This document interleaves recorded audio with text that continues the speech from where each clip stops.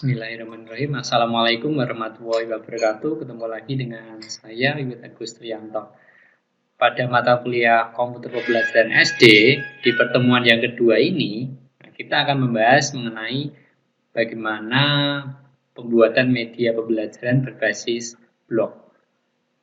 Ada beberapa tujuan untuk materi kali ini, yaitu yang pertama, nanti kalian sebagai mahasiswa dapat memahami, mengerti tentang pengertian dari media pembelajaran. Terus yang kedua, kalian nanti akan mengetahui tentang apa saja karakteristik dari media pembelajaran. Tujuan yang ketiga, nanti kalian sebagai mahasiswa dapat memahami tentang beberapa penggunaan media pembelajaran. Sedangkan tujuan yang terakhir, nanti kalian sebagai mahasiswa dapat memahami, mengerti tentang media pembelajaran berbasis web. Oke. Untuk media pembelajaran sendiri, secara definisi itu merupakan komponen instruksional yang meliputi pesan, orang, dan peralatan. Jadi kita tidak dapat menyebut sebagai media pembelajaran kalau tidak ada komponen tiga ini. Misalnya tidak ada orang, tidak ada pesan, maupun tidak ada peralatan. Itu tidak dapat disebut sebagai media pembelajaran. Untuk pesan ini nanti berupa informasi atau pengetahuan. Untuk orang ini bisa berupa guru maupun siswa. Dan peralatan ini merupakan bahan ajar. Untuk proses pembelajaran sendiri itu ada beberapa unsur. Yang pertama ini ada guru. Guru ini nanti sebagai pengirim pesan. Pengirim pesan atau memberikan materi, informasi atau pengetahuan. Informasi, pengetahuan itu berupa pesan. Pesan ini nanti akan diterima oleh siswa atau peserta didik. Ini adalah proses pembelajaran secara umum. Jadi pesan yang disampaikan dapat secara verbal. Tetapi ketika proses pembelajaran seperti ini, terkadang ada beberapa kelemahan. Salah satunya adalah bisa terjadinya miskomunikasi. Pesan yang dikirim oleh guru terkadang tidak dapat diterima secara sempurna oleh siswa atau peserta didik. Oleh karena itu, supaya pesan yang disampaikan tadi dapat lebih maksimal dan sempurna diterima oleh peserta didik, maka di sini unsur setelah guru, pesan, dan sebelum siswa itu kita berikan media pembelajaran. Jadi hakikat media pembelajaran sendiri itu merupakan segala sesuatu yang dapat menyalurkan pesan, menstimulasi pikiran, perasaan, kemauan, sehingga mendorong kegiatan belajar bagi peserta didik. Jadi tadi kendala miskomunikasi, atau misalnya ada informasi atau pengetahuan yang tidak tepat sasaran, itu dapat teratasi dengan menggunakan media pembelajaran. Untuk karakteristik dari media pembelajaran ada 4. Yang pertama adalah media pembelajaran itu dapat dilihat atau didengar. Contoh media pembelajaran yang bisa dilihat dapat berupa materi buku, berupa teks, ataupun misalnya modul.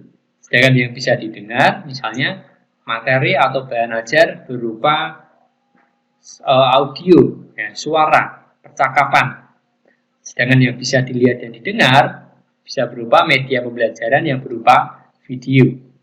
Terus karakteristik yang kedua, media pembelajaran ini sebagai perantara informasi tadi ya, untuk mengatasi supaya tidak terjadi miskomunikasi antara guru dengan siswa.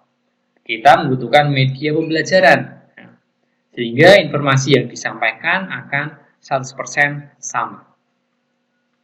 Terus yang ketiga, karakteristiknya media pembelajaran digunakan sebagai alat bantu pembelajaran. Perlu digarisbawahi, media pembelajaran itu hanya merupakan alat bantu, bukan sebagai pengganti guru. Jadi ketika proses kegiatan belajar mengajar, tetap harus ada guru sebagai pengirim pesan dan siswa sebagai penerima pesan. alat bantu pembelajaran, tidak bisa menggantikan fungsi dari guru. Terus karakteristik yang terakhir, media pembelajaran sebagai alat belajar. Ini untuk memudahkan siswa memahami ataupun mengingat materi yang sudah disampaikan oleh guru. Ya, makanya ini alat belajar merupakan salah satu karakteristik dari media pembelajaran. Oke, terus mengapa kok kita membutuhkan media pembelajaran dalam kegiatan belajar mengajar? Ada beberapa hal. Yang pertama ini, dengan media pembelajaran itu kita dapat mempertahankan minat siswa. Nah, seperti yang kita ketahui, ketika dalam penyampaian materi yang hanya berupa pembicaraan saja ya, atau berupa omong-omong saja, terkadang minat siswa itu naik turun. Tidak bisa secara konsisten dia tertarik pada materi atau pembelajaran tersebut. Tetapi dengan menggunakan media pembelajaran yang menarik, interaktif, ini dapat mempertahankan minat siswa untuk belajar tentang sesuatu. Terus yang kedua, dengan media pembelajaran ini dapat mengasah kemampuan analisis dari siswa. Ya, siswa dapat menganalisa materi tadi yang disampaikan menggunakan media tersebut. Nah, ternyata memiliki berbagai kelebihan. Nah, misalnya apa dan apa gitu. Terus media pembelajaran ini juga dapat membuat siswa menangkap konsep atau contoh-contoh yang baru. Terus yang keempat, dengan menggunakan media pembelajaran, ya, siswa dapat mengalami pengalaman di luar dunia mereka sendiri. Nah, ini seolah-olah mereka masuk ke dunia materi tersebut. Ya, dengan media belajar yang interaktif, misalnya berupa video, ya, seolah-olah siswa itu masuk ke dalam dunia video tersebut. Ya. Terus ada berbagai macam media pembelajaran, salah satunya adalah media pembelajaran berbasis web. Media pembelajaran berbasis web itu merupakan sarana komunikasi menyampaikan materi pembelajaran dengan menggunakan media web. Nah, jadi kita menggunakan website. Nah, yang kita ketahui saat ini hampir semua siswa ya di Indonesia itu dapat menggunakan smartphone. Nah, dengan menggunakan smartphone itu mereka dapat mengakses internet, dan dengan menggunakan internet mereka dapat mengakses media-media pembelajaran yang berbasis web. Terus ada beberapa kelebihan kenapa kita kok menggunakan pembelajaran berbasis web. Yang pertama adalah dapat diakses dimanapun dan kapanpun. Nah, ini tidak seperti media pembelajaran yang lain. Misalnya media pembelajaran berupa textbook atau buku catatan ataupun buku modul yang hanya bisa dicatat di kelas, digunakan di kelas. Tapi kalau media pembelajaran berbasis web ini dapat diakses mau di rumah, mau ketika perjalanan, ya, mau pagi hari, siang hari, malam hari itu dapat diakses. Tapi dengan satu syarat, media pembelajaran berbasis web dapat diakses selama ada koneksi internet. Terus dengan media pembelajaran berbasis web yang tadi dapat diakses dimanapun dan kapanpun, ini juga dapat meningkatkan minat belajar dari siswa. Nah, karena siswa mungkin pada jam-jam tertentu minat belajarnya agak turun. Nah, tapi pada jam-jam yang lain mereka akan semangat. Nah, jadi dengan kelebihan yang bisa diakses kapanpun, nah ini bisa meningkatkan minat belajar dari siswa. Terus pembelajaran berbasis web ini merupakan sebagai rumah belajar atau tempat berbagi guru. Jadi guru untuk menyampaikan materi tidak hanya di kelas saja, tidak terbatas ruang dan waktu. Nah, jadi semua materi yang akan disampaikan ataupun yang sudah disampaikan dapat diletakkan di dalam media pembelajaran berbasis web. Itu. Terus untuk media pembelajaran berbasis web ada berbagai macam. Salah satunya adalah blog. Nah, kenapa kalau kita menggunakan blog ini? Yang pertama adalah pengertian blog. Blog sendiri itu merupakan singkatan dari weblog. Nah, adalah aplikasi web yang berbentuk tulisan-tulisan yang dimuat sebagai posting atau artikel pada sebuah halaman web. Ya. Ciri dari blog itu misalnya ketika kita akses ada blogspot.com, itu misalnya ada sebuah contoh dari blog. Terus tujuan pembuatan blog, ada dua. Secara umum itu sebagai catatan, sarana berbagi catatan, hobi, ataupun tempat curhat. Salah satunya adalah tadi menyimpan catatan materi pembelajaran. Blog dapat digunakan sebagai media pembelajaran. Yang kedua, blog juga dapat digunakan untuk bisnis, misalnya untuk penjualan online atau sebagai toko online. Untuk jenis dari blog ada banyak sekali, misalnya blog pendidikan yang akan kita buat nanti, ada blog fashion, blog travel, blog politik. Blog nice ini maksudnya blog yang temanya khusus, blog teknologi, blog kesehatan, blog makanan, ataupun blog-blog yang lain. Biasanya itu orang membuat blog karena ingin menyampaikan apa yang ada pada pikiran dan hati mereka melalui tulisan-tulisan yang bisa diakses menggunakan internet. Untuk penyedia layanan dari blog ada banyak. Yang cukup terkenal itu ada 5. Yang pertama ada WordPress. Ini WordPress, cirinya nanti dia ada wordpress.com di belakang. Terus ada Weebly, ini juga layanan blog. Ada Tum, ini juga layanan dari blog. Terus ada Live Journal. Terus yang terakhir adalah Blogger. Nah, ini penyedia layanan yang akan kita gunakan, yang akan kita praktekkan. Namanya adalah Blogger. Ini Blogger. Ini yang cukup mudah digunakan dan sangat powerful dalam penggunaan media pembelajaran berbasis web. Kita menggunakan Blogger. Terus ada beberapa keuntungan dari Blogger. Yang pertama adalah responsif.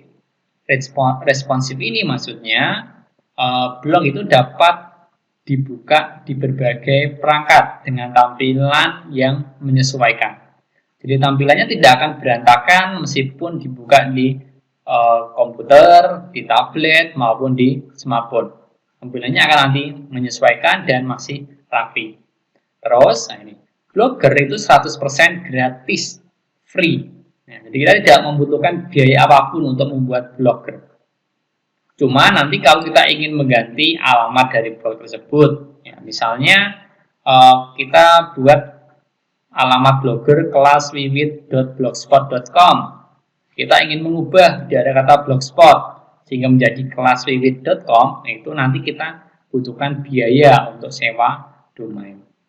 Tetapi kalau kita menggunakan kelaswiwit.blogspot.com itu 100% gratis. Terus dia aman. Kenapa kok aman? Karena Blogger ini merupakan produk dari Google. Google seperti yang kita ketahui, raksasa dari Google ini memiliki berbagai macam produk. Dan salah satunya adalah ada Gmail, terus Google Classroom, Google Drive, Google Dokumen, YouTube. Tapi untuk yang Blogger ini, itu dia akan lebih aman dibandingkan dengan penyedia yang lain. Terus Blogger ini juga kelebihannya adalah SEO, Search Engine Optimization, optimisasi mesin pencari. Karena tadi Blogger itu kan merupakan produk dari Google, sedangkan mesin pencari yang paling banyak digunakan saat ini adalah Google. Makanya ketika kita membuat blog pakai Blogger, nanti peringkat di mesin pencari dia akan lebih diprioritaskan. Bahkan bisa di peringkat yang pertama untuk Blogger. Terus untuk kesimpulan dari materi kita kali ini adalah Blogger itu dapat kita gunakan sebagai wadah publikasi bahan ajar. Kita dapat menyampaikan materi dalam bentuk artikel ataupun dokumen, foto, video melalui Blogger. Terus Blogger juga sebagai wadah interaksi kegiatan belajar mengajar. Di sini kita dapat menyampaikan materi dan juga siswa atau peserta didik dapat memberikan komentar di dalam Blogger tersebut. Yang ketiga, dapat diakses dengan siswa dengan mudah. Tadi dapat diakses selama ada koneksi internet kapanpun dan dimanapun. Terus yang terakhir kesimpulannya, Blogger ini untuk melengkapi kelas tatap muka. Ya, karena untuk media pembelajaran berbasis web ini tidak dapat menggantikan fungsi dari guru. Nah, ini sebagai alat bantu pembelajaran.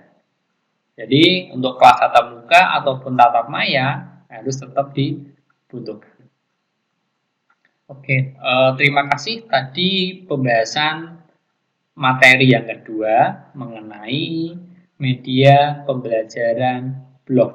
Nah, pada pertemuan yang selanjutnya kita akan lebih fokus lagi belajar bagaimana membuat blog, membuat artikel, maupun kita menyiapkan bahan ajar yang bisa diakses melalui blog. Oke, terima kasih. Sampai jumpa pada pembahasan yang selanjutnya. Wassalamualaikum warahmatullahi wabarakatuh.